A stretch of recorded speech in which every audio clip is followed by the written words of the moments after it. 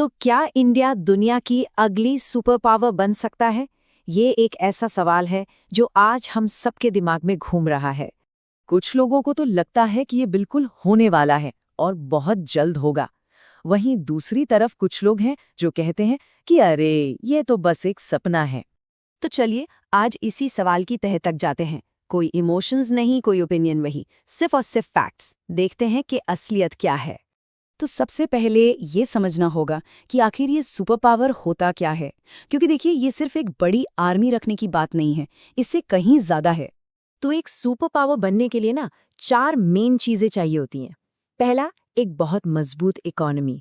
दूसरा, एक powerful military. तीसरा, एडवांस टेक्नोलॉजी, मतलब टेक्नोलॉजी में सबसे आगे होना। और चौथा, ग्लोबल इन्फ्लुएंस, यानी पूरी दुनिया पर आपका असर हो। आज की तारीख में अमेरिका इन सारे बॉक्सेस को टिक करता है।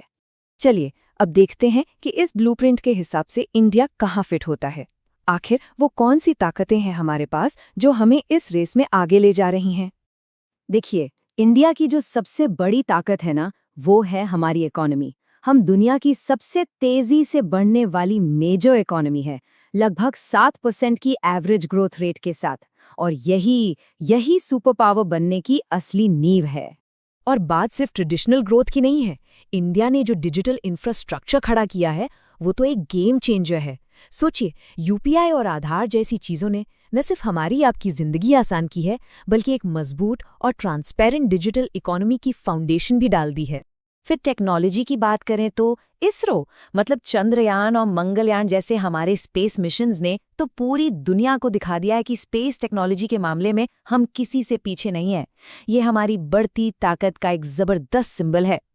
और फिर आता है इंडिया का सबसे बड़ा एसेट, हमारी यंग पॉपुलेशन, जिसे डेमोग्राफिक डिविडेंड कहते हैं। इसका सीधा सा मतलब ये है कि हमारे पास काम करने वाले हाथ उन लोगों से कई ज्यादा हैं जो उन पर निर्भर हैं।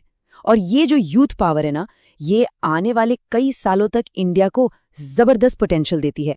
लेकिन कहानी का हमेशा एक दूसरा पहलू भी होता है ना? तो ये सब तो हमारी ताकतें हो गई, पर कुछ बहुत बड़ी चुनौतियां भी हैं हमारे सामने, जिन्हें नजरअंदाज नहीं किया जा सकता। देखिए, रास्ता बिल्कुल भी आसान नहीं है।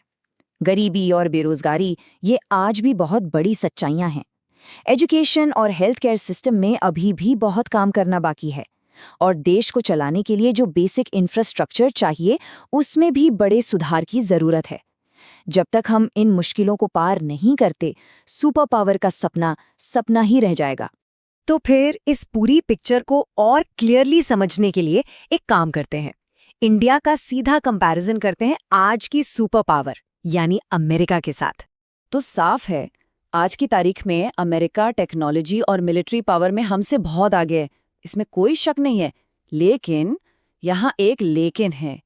इंडिया की जो ग्रोथ की स्पीड है वो कहीं ज्यादा तेज है। और यही चीज दिखाती है कि फ्यूचर में मामला बहुत दिलचस्प होने वाला है। एक तगड़ी टक्कर देखने को मिल सकती है। तो हमने ताकतें देख लीं, चुनौतियां भी समझ लीं, अमेरिका से कंपेयर भी कर लिया। अब वापस आते हैं हमारे सबसे बड़े सवाल पर। क्या इंडिया सच में एक सुपर पावर बन सकता है? तो सारे सबूतों को सामने रखकर देखें तो जवाब क्या मिलता है? जवाब है एक बड़ा और क्लियर हाँ। लेकिन हाँ के साथ एक कंडीशन है। ये कोई जादू नहीं है जो रातों रात हो जाएगा। ये एक बहुत लंबी और मुश्किल जर्नी होने वाली है। जो एक्सपर्ट्स हैं उनका मानना है कि आज हम एक राइजिंग पावर हैं, एक उभरती हुई शक्ति।